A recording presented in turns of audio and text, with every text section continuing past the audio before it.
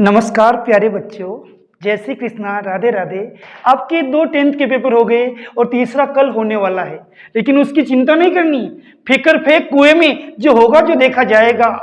मैं कहना चाहता हूं कल के पेपर से पहले, कुछ ही दिनों की बात है मेरे बच्चों, फिर से शोर आएगा। मेरा तो सिर्फ वक्त आया है, अगर तुम थोड़े दिन मेहनत कर लोगे तो मेरा दावा है, मेरा आशीर्वाद है, तुम्हारा पूरा दौर आएगा। आज हम सेक्शन डी के और सेक्शन सी के जो बड़े प्रश्न आते हैं ना, उनको बच्चे याद नहीं कर पा रहे। मेरे पिछले वाले वीडियो में बच्चे कमेंट करे, सर बड़े प्रश्नों की कोई ट्रिक्स बताओ ना। तो मैं आपको एक ऐसी शानदार ट्रिक्स बताने वाला हूं कि आपको केवल आधा सा शब्द, आधी सी लाइन याद करनी, बड़ा प्रश्न पूरा क्लियर हो जाएगा। देखिए साहब, आज का पहला प्रश्न, रोमानीवाद ने राष्ट्रीयता की धारणा के विकास में किस प्रकार योगदान दिया है? तो इसमें 3 पॉइंट है, संगीत, लोक संस्कृति और भाषा। लेकिन एग्जाम का प्रेशर ऐसा है कि बच्चे बड़े प्रश्न के बारे में सोच ही नहीं पा रहे, उनको याद ही नहीं हो रहे कि सर परीक्षा में पॉइंट याद नहीं आते। तो इसके लिए आप एक वाक्य याद कर लीजिए, संगीत से लोभ नहीं जगता।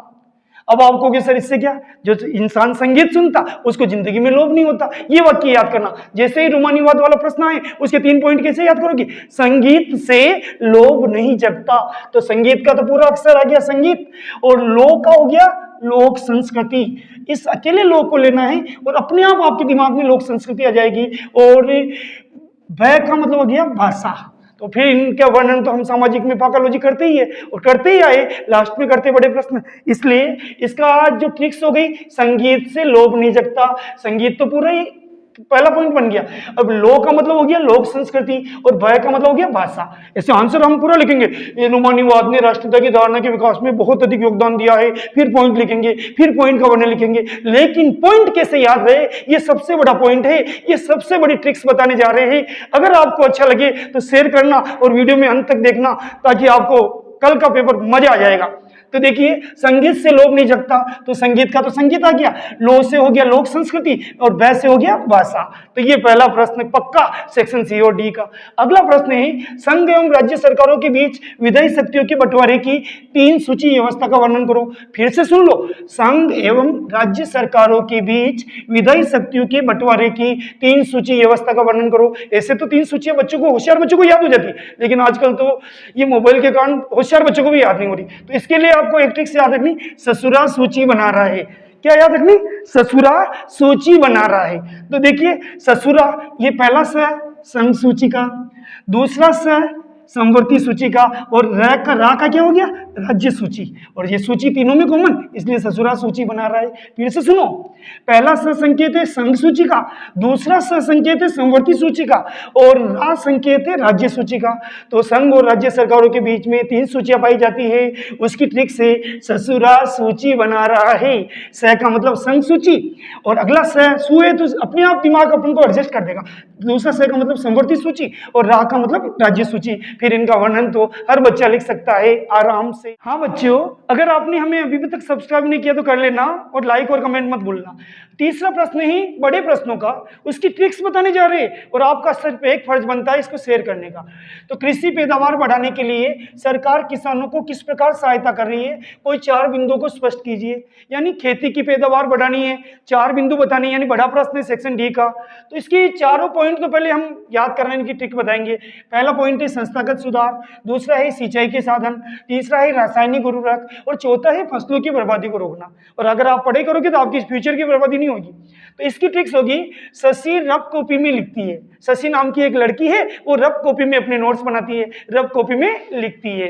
तो अब आप कहोगे सर ये क्या हो गया, ये तो हमें आराम से याद हो जाएगा। शशि नाम की लड़की, आपने नाम लिया, हमारे अंदर शक्ल आ गई दिमाग में। तो देखिए, स से बन गया संस्थागत सुधार, सी से बन गया सिंचाई के साधन, र से बन गया रासायनिक खाद, और फ से बन गया फसलों की बर्बादी को रोकना। अब आपके सर आपने तो एक अक्षर लिया, बिल्कुल आपका दिमाग एक्टिव हो जाएगा। फिर से सुनो, शशि नाम की लड़की रफ कॉपी में लिखती है, इससे पूरा प्रश्न तैयार हो रहा कृषि पैदावार बढ़ाने का। तो देखिए स से क्या हो जाएगा, संस्थागत सुधार, और वर्णन तो हम जानते ही है, इसमें फार्माकोलॉजी होती है। और सी से हो जाएगा सिंचाई के साधन, और र से हो जाएगा रासायनिक उर्वरक या खाद, और फ से हो जाएगा फसलों की बर्बादी को किस प्रकार रोका जाए। तो एक पॉइंट हो गया, शशि रब कॉपी में लिखती है, पूरा प्रश्न कृषि पैदावार का तैयार हो जाता है। स का मतलब संस्थागत सुधार, लास्ट बार बोल रहा हूं, सी का मतलब सिंचाई के साधन, और र का मतलब रासायनिक खाद या रासायनिक उर्वरक, और फ का मतलब हो गया फसलों की बर्बादी को रोकना। अगला प्रश्न है चौथा, 1830 से 1848 तक के काल को क्रांतियों का युग क्यों कहा गया? 1830 से 1848 तक के काल को क्रांति का युग क्यों कहा जाता है? देखिए इसमें 4 घटनाएं हुई। फ्रांस में विद्रोह हुआ, ब्रुसेल्स में विद्रोह हुआ, यूनान की क्रांति हुई और पेरिस की क्रांति हुई। तो इसकी ट्रिक सुनिए, इसका जो वाक्य बन रहा है वो सुनिए। फ्रांस और ब्रुसेल्स में क्रांति विद्रोह हुआ, फ्रांस और ब्रुसेल्स में विद्रोह हुआ तो क्रांति हुई यूनान और पेरिस में। फिर से सुनो, फ्रांस और ब्रुसेल्स में विद्रोह हुआ तो क्रांति हुई यूनान और पेरिस में। फिर से सुनो, फ्रांस ब्रुसेल्स में विद्रोह हुआ तो यूनान और पेरिस में क्रांति हुई। अगर हमने ये लाइन याद कर ली तो पूरा सेक्शन डी कंप्लीट हो जाएगा। फिर से सुन लीजिए, 1830 से 1848 ईस्वी तक के काल को क्रांतियों का युग क्यों कहा जाता है? यानी फ्रांस और ब्रुसेल्स में विद्रोह हुआ, यूनान और पेरिस में क्या हो गई? क्रांति। तो फ्रांस से हो गया, फ्रांस में विद्रोह, ब्रुसेल्स से हो गया, ब्रुसेल्स में विद्रोह, और यूनान से हो गया, यूनान की क्रांति, पेरिस से हो गया, पेरिस की क्रांति। डिटेल हम लिख सकते हैं। ये आज का चौथा प्रश्न पढ़ा। देख लो प्यारे बच्चों, आज का 5वां प्रश्न, बड़े प्रश्न सेक्शन सी और डी के। देखिए 5वां प्रश्न क्या है? इटली के एकीकरण का वर्णन करिए। एग्जाम में या तो इटली का एकीकरण आता है या फिर जर्मनी का एकीकरण आता है, और ये प्रश्न बड़े प्रश्नों में आता है। तो इसका आंसर याद करना कमजोर बच्चों के लिए तो बहुत मुश्किल हो जाता है। तो हम आपको ऐसी स्टाइल बताने जा रहे हैं, ऐसी ट्रिक बताने जा रहे हैं कि आप क्या, आपके परिवार के दूसरे बच्चों को आप सिखाओगे। तो देखिए साहब, इटली के एकीकरण का वर्णन करना है। इसमें कुल 4 पॉइंट है। पहले पॉइंट पढ़ लो, जुसेप्पे मेस्सीनी का योगदान। देखियो हमारे परिवार में हमारे दादाजी का योगदान, पापा का योगदान, अंकल का योगदान, बड़े होंगे तो आपका भी योगदान होगा। लेकिन इस फिलहाल इटली के एकीकरण में किसका योगदान है? जुसेप्पे मेस्सीनी का योगदान। उसके बाद अगला आया काबूर का योगदान, फिर है गेरिबोल्डी का योगदान, और फिर है विक्टर इमैनुअल का योगदान। योगदान 4 जने कर रहे। अब हमें याद करने में क्या, परीक्षा में प्रेशर रहता, और प्रेशर में समझ में कुछ याद नहीं आता।